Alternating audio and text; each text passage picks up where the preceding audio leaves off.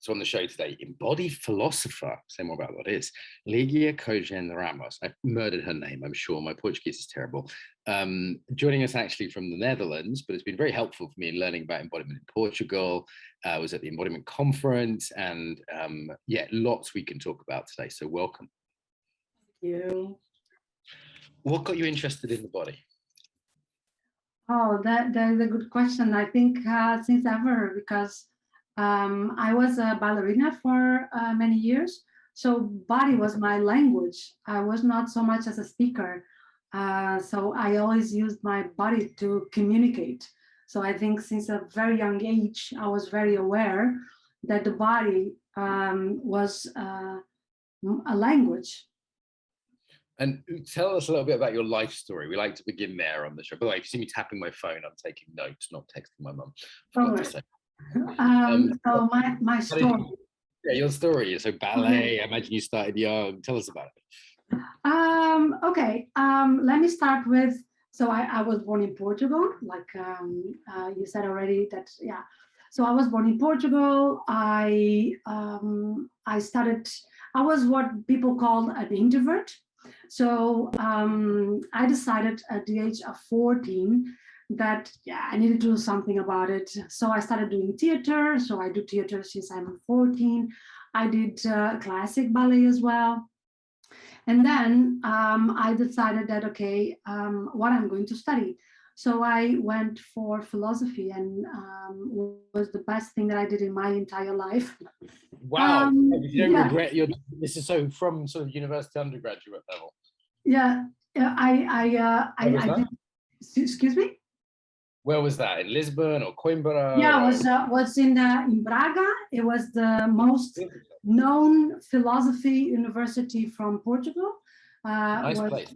Yeah, was a nice adventure, and was the only course that I applied to because I was at that time very divided already, because I was very good in science, biology, but I was also very good with letters, words, and so I was like, okay, what, I'm going for medicine, but was not really that. I go for I don't know, being a lawyer was not that. I did radio for many years, so I went a little bit for journalism as well, but then philosophy was that had it all, so you get this amount of possibilities, and I don't regret at all. Then I finished. I went to work in human resources, so I worked in fashion. I don't know how I end up there. Honestly, I worked in a retail fashion company for many years. And then I started studying NLP, neuro-linguistic programming, and I started studying very different topics as well. I did Tantra, I did meditation in India and yoga.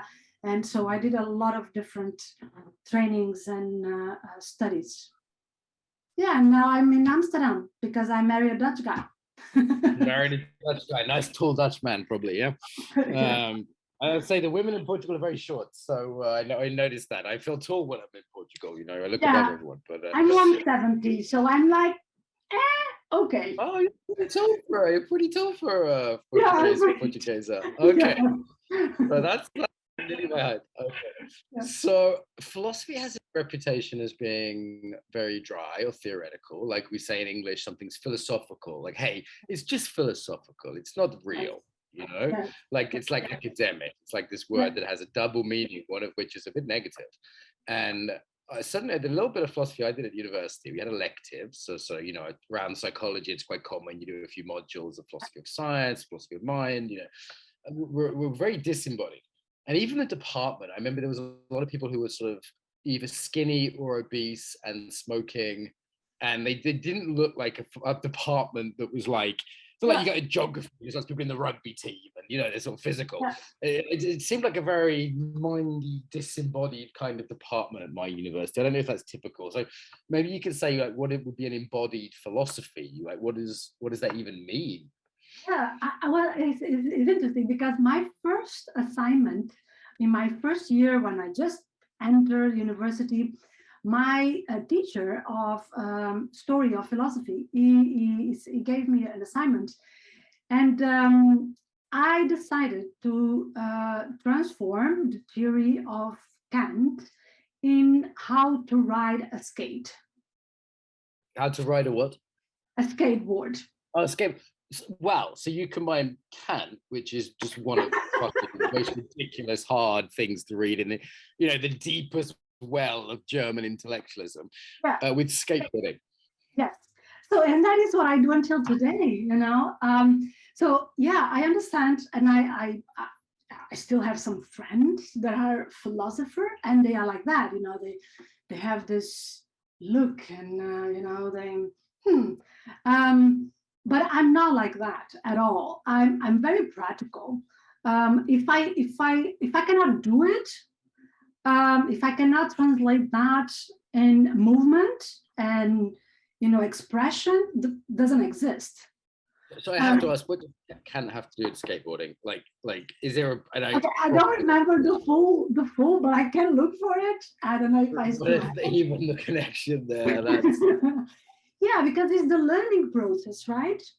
It's the learning process. Imagine how can, because sometimes you think, okay, I need to learn something, and we transform that in. Some people are very, okay, I'm going to just do it. I just go, I buy a skateboard and I just try it. Some people will try to figure out what is the right position and what I need to take care of. And some people will be in between. So it's this construction of how we learning. Okay, that's I'm doing a lot of weights at the moment. It's very interesting. You see people in the gym, some just go in there and start lifting things. And some watch all the YouTube videos, some have to have a PT. You sort of see these very different ways of learning about the same thing kind of happening. And the thing is that you will have, in the end, can be that you have the same results, right? But you will reach them in different times. And I will say that if you are able to combine the process, the learning process in several and different ways by deconstructing, that is the word, it's maybe easier and faster. Okay, yeah, like I can observe people who are already in there. I could read a couple of books. I could listen to my own body. And I notice in our culture, some of them, typically embodied ones, are sort of not really privileged. Like in the average philosophy department, the idea of how do you feel about it isn't really important. Was it Descartes sort of saying you should block your ears and block out your eyes and try and remove yourself from the body as much as possible. And Freud, similar kind of thing. Lie down on the couch, try not to be in the body. And like I know some of my students who come to me, they've done a lot of learning about. So the first thing they say on the embodiment course is, "What books should I get?" And I'm like, "No, I think you meant to say, what practices should I do, and which sensei should I observe, and who should I be around, and what environment should I be immersed in?" John Vervaeke talks about these ways of knowing we've had on the show, and some of those just aren't normally part of Western philosophical tradition, right? Yeah, no. And I think, for instance, that is one thing I remembered when I did my yoga training in India. You are expecting, because you're coming from that idea of learning, that someone is going to tell you, oh, do this and put yourself like this. And that doesn't happen. So you have someone doing it and you just see it and you do the same. And with that process, you learn. Yeah, I remember that being very frustrating when I first started learning Aikido I had actually had a Western teacher from Yorkshire, the north, but his teacher was Japanese. So he just used the same method and he would just show things. He would say maximum 10 words a session. And you had to kind of observe, and I couldn't observe. I didn't have that skill. Whereas I know my friends in Ethiopia, who I lived with, a dance troupe in Ethiopia, they would watch a dance once and be able to. And I was like, wow, they've learned a way of learning, which was spectacular to see. And in ballet, it's also the same. The teacher is not going to tell you how to put the arms, or they are going to show you. And I think that is the beauty that, and also when you look to someone, you see much more if you observe the full system, right? Because you cannot enter the brain. You will, it's always an unknown to this. Yeah, but the body.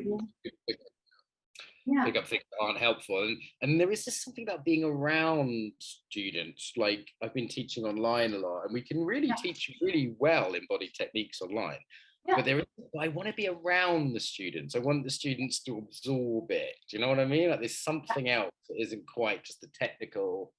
Yeah, because I think we all speak in like our presence. You know, like a lot of times we say, like the presence also shows a lot of subtle learning, right? It's not the content anymore. So it's like almost like a process of mentoring by your presence, by all the things that you do, and that is something that we can still have a little bit when we are online, but of course when we are facing each other and sometimes even touching each other, that is a totally different process of learning, and I think we are missing that. I don't know if you read was a study that they did a study with college students and kindergarten kids, and they had exactly the same task, and the kindergarten were better without speaking. And because the academic students, they were trying to understand and create norms in the communication. And the kindergarten, if someone was doing a mistake or doing something that was not working, they were just pushing it, like, go away, now is my turn. And with the body, without almost speaking to each other. And sometimes we trust too much in wording. We trust too much what people are saying, and we get less contact with this presence, this touch and this relationship between bodies as well. And it's always a simplification. As soon as I give an instruction, it is a simplification to a point where like a huge amount's being missed. Whereas if I look, my unconscious can be absorbing things that I'm not even aware of, which is a blessing, actually, I would say, in terms of picking up. Because when you are teaching, right, you are just putting out almost the result, and you are missing a lot of the parts that also can make what the person is doing unique. Because you can explain something, but still the person can make that same thing in a unique form. And that comes not by explanation, right? Also, we don't know what we're doing, right? If you ask the person anyone how to walk, they wouldn't have a clue. Like we wouldn't say, well, like gluteus maximus, and I moved my center of balance forward. People wouldn't even have shifted their weight onto one leg, which is you can't walk without doing that. You have to shift weight, and like people wouldn't even realize that they were doing that. You'd have to really break. And I remember when I've been very mindful on a retreat, and I've tried, it's really, and I'm maybe only capturing 10% of what I'm doing, if that. So how do I teach it when I'm only getting 10% when I'm super mindful, let alone the rest of the time? What other areas of philosophy do you think are interesting, maybe to embodiment people listening? Like what? Because obviously, again, it's like theory of mind. I mean, theory of learning. We're discussing. I think they'll find that interesting. A lot of teachers listen. What other areas of philosophy would you say kind of? I think the beauty is to look at us, each one of us, as a system. And I'm a believer that the more we go for the idea of system, that everything is impacting everything, we let go of this division between mind and body, because that is a little bit ridiculous even. So it's like, for me, the way my neuroniums are connecting is embodiment. The way that I'm moving, I don't know, my shoulders is also. So it's like, for me, is this philosophy of integration, and start thinking about us, human beings, and not only as a system. And everything impacts everything, and more, and the more we go for practice, and if we are using this as for others as well, as we connect with this, better we will be feeling with ourselves, but also we can support better other people. Because the amount of times that I have people saying, I understand what is going on with me, but I cannot do something different. And of course not, because you have a biology as well. You have chemical reactions in your body. You can not only go for your thoughts, but you can also not stay with only the idea that my body, whatever that is enough. So the combination is the power. The integration is the power. And the awareness of our own power is fundamental, I think. Makes sense. I mean, sort of systems theory and looking at things as verbs, not nouns. One of my teachers says it's kind of the connections, integrations, multiple. Being able to look at multiple. I'm biology, but I'm also psychology, but I'm also sociology. Culture. All these things, layers. We call them layers in our model. They're always happening simultaneously. I was talking to a student yesterday about practices, people, and places, saying you can't really separate these out.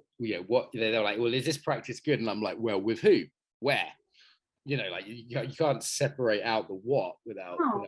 And the thing is that, of course, some things we can say, okay, they tend to work with most part of the people and in most part of the elements. But yeah, if you are not looking to the individual as a system by themselves, also this idea like, this works for everyone, and like, okay, probably you're going to find someone that will not work, and then what do you do? So that is I work with people for more than 20 years, and of course some things I go like, okay, this tends to work with most part of them, but it's always one that like doesn't work, so you need to observe right. And what the system is, what that particular system is showing you. And now that particular... In what field primarily? Like when you say work with people one-to-one, like what's the modality? Yeah, I do groups as well. So I train coaches, I do certifications in NLP as well, but also leadership, communication, that type of things. And I do coaching one-on-one as well. Okay. And maybe one more area of ethics, as we're sort of learning philosophy, interrelationality, but ethics. This is a really hot topic because for the first time in a lot I might remember, the entire world is discussing individual versus social ethics around health. Yeah. And it's really like, it's really like on the up for debate. Can a group tell an individual they have to stay at home? There's an example. Can a group tell an individual they have to wear a mask? Can an individual tell a group to go fuck themselves? Where's the line, right? And now that conversation is always happening in that, for example, I grew up with seatbelts, that was taken for granted. Equally, I grew up with smoking in pubs, and then at a certain point, people said, let's not smoke in pubs because of passive smoke, and that's bad for yourself. So these are conversations about ethics, and they're really at the fore right now. So I'm wondering if you've got any sort of embodied ethical insights around any of this stuff. Yeah, so I think we need to be, I think for me at least, the way is that I see things with, okay, what is what? And some things, I think we are not being clear with each other. And that makes a big confusion, right? Because I think, for instance, when someone is talking about the vaccination, right? I say, okay, this is not about you and me. This is about logistics. So this is about countries that cannot provide health care for everyone at the same time. So this is a logistic matter. Now, this is nothing to do with me and you as a person. And that, for me, helps me to place, okay, how do I want to relate with this logistic? How do I want to relate with this subject? Do I want to be part of this logistics? Do I want to be taken care if I get sick or not? So if I want to be taken care, if I want to guarantee that me or my family is taking care in terms of logistic points. So I go like, okay, do I go for the vaccination? Because if I go for the vaccination, I make sure that it is the probability of getting care is bigger, because less people will have need of care if we are vaccinated. So I tend to put things in this type of very Kantian, yeah, very Kantian. Yeah, I tend to put things in a dynamic process. So this is yeah, this is not about me and you. It's not. It's like in a house, you have the logistic part. So that's still a collectivist. That's a collectivist leaning, essentially, which I despise. But I'm happy that you presented it so eloquently. What about the idea of the skin boundaries? So implicit in Western ethics for a few hundred years is this idea that our body is ours, right? The body is not, now there are exceptions to that, like being a child or when you're pregnant, people touch you and sort of these, you become a bit collectivized. But generally the idea is my body, my choice. And the idea that we actually find it implicit and therefore vile if that is broken. So we know that no one should have sexual contact without their choice because it's their body, right? We have some sense that I get to decide what I eat, and only a child you would force food on them, right? I wouldn't, because that's what goes into my body. And again, that's the sort of the line where the collective has traditionally ended. But let me tell you one thing. I'm totally okay because I put this, for instance, the vaccination in a logistic point of view. I really don't care about your decision. It's your decision. I don't get any disturbance if someone says to me, I'm not vaccinated. I like, sure. I equally think that's people's choice. But what about if someone said you have to be vaccinated? Oh, yeah, that is a different. Yeah, that is a different topic. That is the obligation of getting vaccinated. That is a different thing, because then Austria has that. Yeah, and even here in Holland started, and then they stopped because was even some companies were saying to people, you cannot come to work if you are not vaccinated, and like, whoa, that is a totally different topic, right? And that is not. That again needs to be very explicit why that is. Okay, why is that in your view of sort of embodied philosophy then? Because for me, it's very clear. It's about bodily integrity. That's the line. Yeah. My social duties end at my skin, kind of thing. Exactly. Like you have no rights over my body. Exactly. And you have and each one of us has the right to say, I don't want this. And what about the counterclaim that, so my friend said, yeah, okay, you have a right for your body, but if you're infecting me with something, then it becomes my business.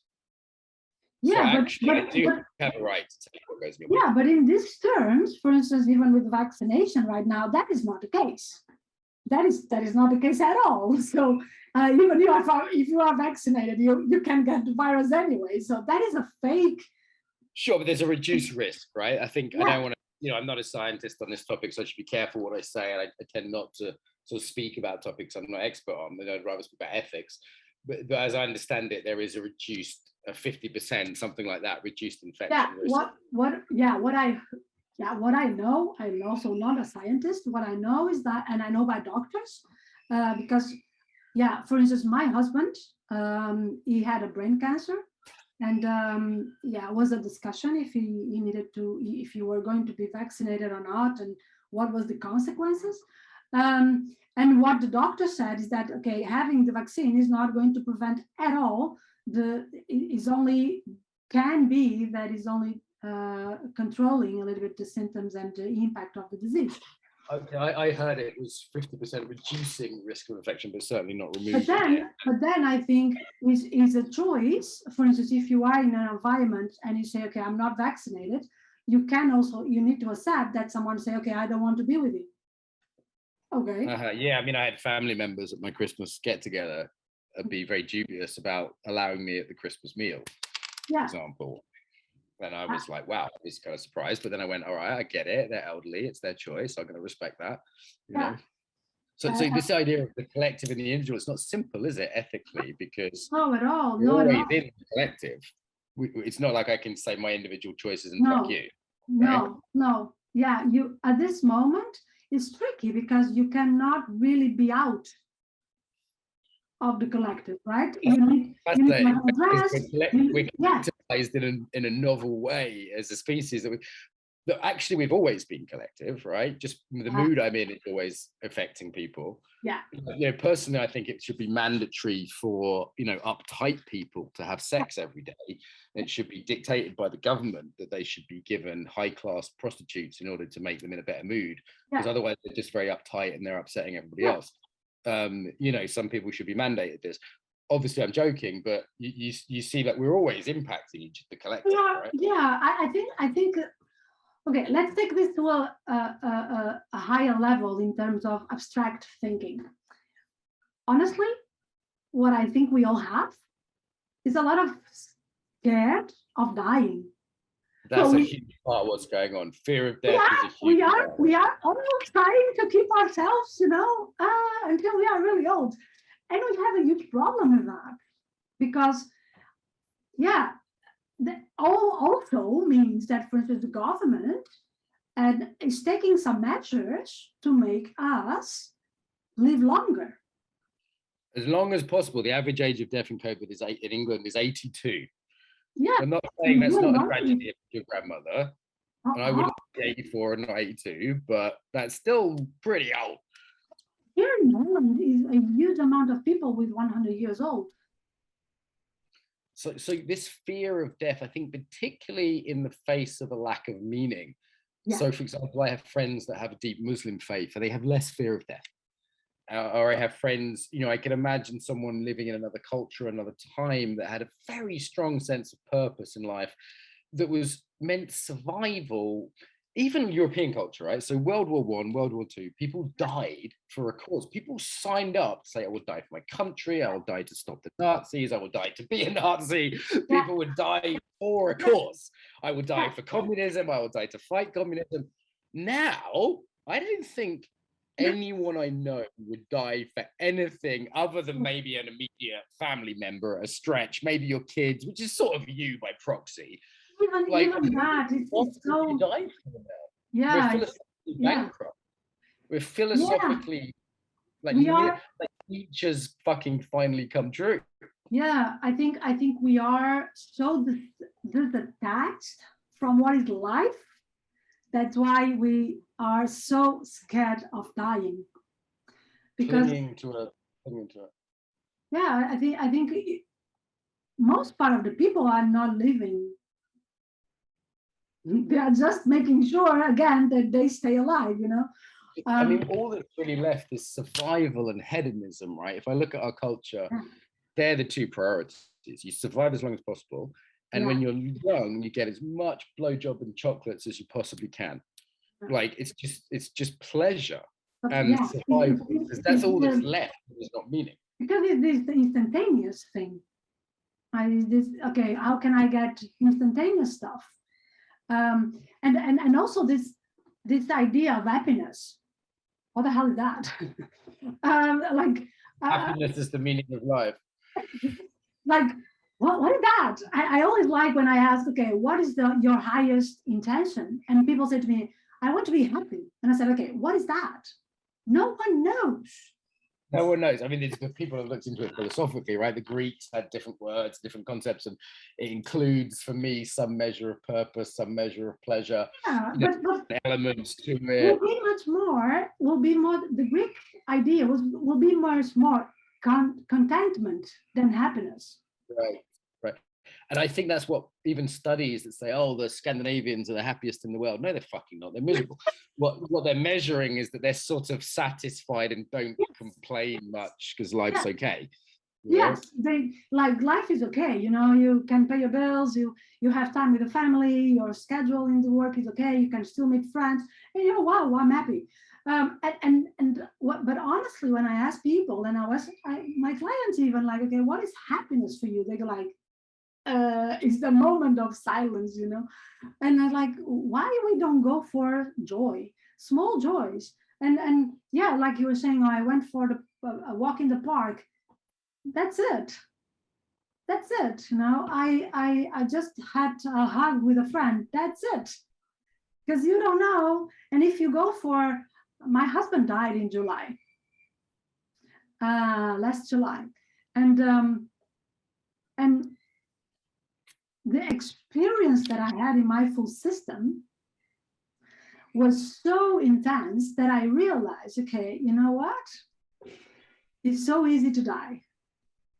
And I felt one moment, I was like, I felt really this like, okay, it's so easy to die, and it's so possible to die right now. So if I'm going to stay alive, it needs to be a little bit more than happiness. Okay, it's not about happiness. And then also your body changes when you realize that your full system is integrating this all awareness of living, and you can amplify your life, and then you don't get afraid of dying. Do you think the last 2 years, sometimes I feel like it's been a wasted opportunity for a death meditation? Because it seemed like the last years, in order to control everyone and get distracted and space out, it's been a way to not acknowledge our mortality. Yes. Right? As opposed to, because it could have been like, wow, death is here. Consumerism is a piece of shit. It's no substitute for this. We need meaning. Let's wake up. Life is short, right? And for some people it has been. I have heard that from some people. But for most people, I don't think so. We've gone sort of deeper into the sand, put our heads deeper into the sand. Yes. I remember when my husband was sick, some friends, they will come and say, oh my God, I wish to know that you will die. Because the brain cancer, was the diagnosis. And he said, now I'm not pretending. Right, because we all know we're going to die, but we're pretending like. And I found middle age to be a light version of this. I know it's not compatible to your husband, but middle age is like, okay, those teeth aren't growing back. You know, I've got some enamel that's just gone. And it's like, you know, I'm in the gym and I'm going, okay, that's different than when I was 25. And you know, there's a few doors that get closed. You'll never be a ballet dancer again. I'm sorry. You know, like, like I there's doors that close, there's physical things, and it becomes harder and harder to deny as you get older. Yet somehow we generally do, or people generally do. Like you've got white hair. It's every time you look in the mirror, you see white hair, right? I mean, surely it's like only old people have white hair. I'm sure someone's. I have a lot. So well, how do we do that? How do we keep denying this obvious thing? I know there's whole philosophers that focus on this. Yeah, I think we deny it because we don't know what it is. And we know what happens when we don't know, right? We just pretend that it's not there. Like, we don't know. And I think that it's the same thing. What they did with birth. With birth, birth became a medical act, right? For most part of the people, became a medical act. Let's control this, the maximum that we can. And it's the same, because there are two, the beginning and the end, they are unknown. We don't know. Right. We don't know. We're just in between, pretending that we know everything. But we don't know. We don't know what happened. We still don't get full awareness, okay, how birth happens, how this creation happens. But also we don't know what is to die. And people get scared because both processes are a lone process. You are born alone and you die alone. That is no other way. And there's a sort of brutalness in that that's hard for people to really accept on some level, right? Yes, because and there's something there, and if I come back, and if I go, because we still believe in hell. Sorry, you believe in what? A lot of people still believe in hell, in hell, okay. On some level, even if it's unconscious, in the background, they go, I don't really logically believe in hell, but there's some sense I'm going to be punished. It's like people sort of still believe in God and sort of don't they? You know what I mean? If I wear a mask, then, you know, God will think I'm a nice person. If I give money to a homeless person, then there's some, you know, white, you know, beard man in the sky is going to give me nice things. It's sort of there somehow in the background, right? And you're going to if you ask people, why are you doing that? Because I want to be a good person. So whom? Who are you impressing? Exactly. For what? Oh, but I want to please people. For what? Can we talk about conformity? Because you're Portuguese, but you live in the Netherlands. Yes. I find the Netherlands, people might be surprised, but it's a very conformist culture, actually. I mean, a little bit less in Amsterdam, but certainly as soon as you're outside. I find them very rigid. And people might not have that expectation because Dutch people are known as tolerant, but actually the culture I find quite dull and conformist, especially as an Anglo-Irish rebel. Now, Portugal, I've had a similar experience. So I'm in Madeira, which is a Portuguese island, and I spent 2 months in the Lisbon area this year. I'll give an example of this. So I'm in the gym, and I said, can I put my protein shake in the fridge? And the fridge is there for towels, but there's space enough, and it's not going to spill. I'm not going to make a mess. There's no practical reason. And the guy just looked at me weird, and he was like, it's not really for that. And it was like I'd done something creative, and a similar thing. I'm in the sauna, and I brought in a bucket, and I started putting ice in the bucket, and there was an ice machine that people could cool themselves with. And a woman rushed in like a policewoman and said, "What are you doing with my ice?" And I'm like, "Well, hang on. First of all, I'm the only customer in here, so technically I think it's my ice." But I was doing an ice bucket, and I explained to her I was going to put water in there and a bit of ice, and I was going to do a cold dowels. And you can see she wanted to stop me, even though I was harming no one. The ice was offered for the guests. You know, I wasn't taking all the ice or anything. And in both cases, there was a fear of like, you're doing something that's not allowed or that's a bit different. What's that about? Because I've seen it so much in Portugal. I see it around the world, and I think it's very relevant to what we're talking about with COVID and other things. But what is that about? Because it's so non-Irish. Yeah, I think it's the control part, right? This is not good. What I cannot, what is not under a rule, I don't know what to do. So it's like dangerous in the sense I got. I was like, I'm doing something dangerous. Yeah, but because it's almost like anything can happen. So, right, it's you're putting ice on yourself. What do you mean when you put your protein shake in the fridge? Why would you do such a crazy thing? I'm like, this is not crazy. You should see me on a Saturday night naked with a couple of Ukrainians. This is not my idea of crazy, okay? Like this is 1 out of 100 on my scale, motherfucker. But but the reaction was so but I think people, for instance, I'm going to give you my example. I always, I'm a person that I can really surprise people. So I don't know, but I always say this example. So if you see me in the street, I have white hair. I'm a tiny person. I'm not big. So you are not counting that I'm strong, right? Right. Okay. Yeah. You look at me and you're like, okay, she's not strong, but I am. So I can hold, for instance, and this happened a lot with my husband. Sometimes he was painting and I could hold him and he was 85 kilos. I'm 50. And people like, what is this? And I go like, that is the fact of surprise. And when that happens, people need to adapt. Yes. Only feisty people can receive the surprise and saying, okay, what I'm going to do. Yeah, you're not in the box. Right? But we are not educated to deal with surprises. Okay, so it makes the world. Remember your high school. Yeah. You even got the teacher will tell you what is going to come in the test. Right. Yeah, this is when you knew you had your schedule for the day. Every class was predicted. Once at the beginning of the year, you were sort of found out who was in your class, and then you knew who was in your class for the rest of the year. Like the whole day was very, bell went to tell you it was lunchtime. Yeah, even when you were being evaluated, let's say that the element of surprise could be integrated. Like, okay, let's see what the person knows. No, they still let you know, okay, what you need to study and what is the frame. And like, we are not educated for flexibility. That means that if I don't know, then teachers gets dangerous, right? If I don't know how to be flexible and adapt, instantaneous, everything that is out of the rule, I don't know what to do. I get almost frozen, and that requires freeze response, right?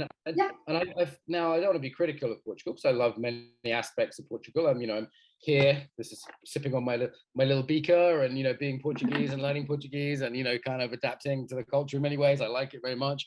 But this particular aspect I've been finding difficult. I do see it as a safety strategy. Obviously, the history of trauma and dictator, and am I doing the right thing? Because if I'm not, I could get killed. There's real. I don't want to be unsympathetic towards it, but it's certainly something I think we've seen a resurgence of globally. Yeah, because I think it's this idea that also people, of course, is the stigma, right? And the stigma is incredible damage for a person, because in the end we want to belong. In the end, we need someone to like us, so if we go too much in a zone that is no one can really understand, then we are excluded, and I don't know a lot of people that can deal with that. It's tricky though. I think I'm immune. I didn't realize this. English culture is a concept of eccentricity. And I think we have a longer reign than the French or the Germans or the Dutch, or definitely fucking Scandinavians. Like, we have a longer reign of what is allowed, particularly if you're upper class in England. Like, weirdness is a compliment in England. In Russia, normal means good. In England, it means bad. If you said to someone in England, you're normal, they'd be like, fuck you. Like this, like people often say, I'm weird, I'm a bit crazy. Like we have a sort of a longer leash, and I didn't realize that till I started traveling so much. Very cool. Yeah, in Dutch they have a saying that normal is crazy enough. Yeah, and tall poppies get cut down, right? Yeah. So you don't want to be exceptional, and you don't want to be. Don't be too weird. Don't be too special. Don't be too much. Yeah, and I think that is one thing that, for instance, sometimes here in Holland, I get. I don't feel that people put me aside. No way. I think people appreciate me because I'm different, and they appreciate the courage of doing that. I never thought of courage. Yeah. I get it. You're not another. It's interesting, and as I said, it's I think cultures are confronting, but particularly in the current era of fear, that's a retreat, right? If I just do what I'm told, I'll be safe. I see people wearing masks on the beach, and I go, okay, no matter what your views are on COVID, there's no scientific, that's bonkers to me, even if you're hard lying. But also, I think what we are missing a lot is the critical thinking. Like, okay, if someone is giving you something, can I ask why? Right, and that's support, right? Because that could be missing from the conspiracy side of things. Yeah. And it can also be missing from I'm being told by the government to, I'll be safe if I wear a mask standing up. Yeah, from both sides. I think we are losing our ability to think critical. Like, I have an au pair, and she's 20 years old. And now sometimes I say to her, you know what, whatever you go, whatever you learn, whatever you hear, just receive it, digest it, and transform that in you. And sometimes you ask, okay, I digested and this doesn't fit. Ask why. Don't just go. Right. Just ask why you are saying this to me. And I think, for instance, here in Holland, one of the things that I appreciate is that, for instance, if a police officer stops you, and you can ask, but why? Okay, and we'll be a conversation. Right. That's not be a conversation. I mean, Spain and Portugal still have that slightly fascist, we're the police, so fuck you. Don't you dare. Russia too. Don't open your mouth, just do what I say. Yeah. I was used to British police, and and I used to met some Russian police when I crossed the road in the wrong place. They're like, you don't understand. You're very close to going to a bad jail for a long time. I'm like, okay, I'll shut the fuck up now. It's just power, it's not reasoning. But you know, do we want to base our society on power and not reasoning? I think yeah, not. but that is We need to something. wrap up. Yeah. Oh, this is so honestly challenging, but we do need to wrap up. I wish you were just like my friend and you live next door. That's the sense I would love. So I'll give you a shout when we can go for waffles when I'm in Amsterdam. And where do people find you? Where do they like? I feel like we just actually. First of all, is there anything you haven't said that you really would like to say before we kind of wrap?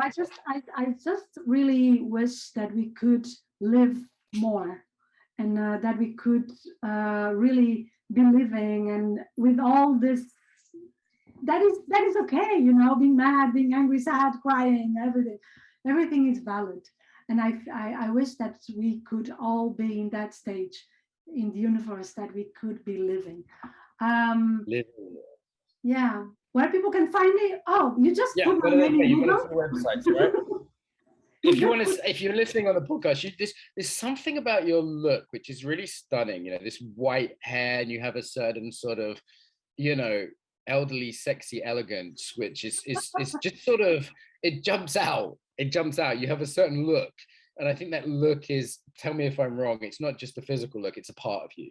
So I'd really recommend people get a kind of visual sense of you, because it feels like your style and your hair and your way of moving, it feels kind of a part of you. So if people on the podcast and not the YouTube, then they can go to, do you want to spell it? Because your name is not that easy. So I think my name, I'm not really good at spelling. If you put my name in Google, you're going to see that I have a website, I have a YouTube channel, I'm all in Instagram. So if you put my name, Ligia Koijen Ramos, you will find me, I'm pretty sure. Is that a Portuguese name? It sounds Japanese almost, the middle name. So Ligia is a Greek name. Yes. So it's coming from the Greek and means the goddess of music. Even if I don't sing at all. Koijen is a Dutch name. Oh, that's Dutch. Okay. Yeah, it's coming from my husband. And Ramos is Portuguese Spanish, so I have some roots in Spain. I come across in Spain and South America. See, I saw your middle name because it looks Japanese. I pronounce like Koijen. You know, like I had like a samurai kind of pronunciation when I saw that. Okay, wonderful. This has just been lovely and a very nice philosophical backwards and forwards. Yeah, thank you so much. A real pleasure. Muito obrigado. And thank you so much for your time. You too.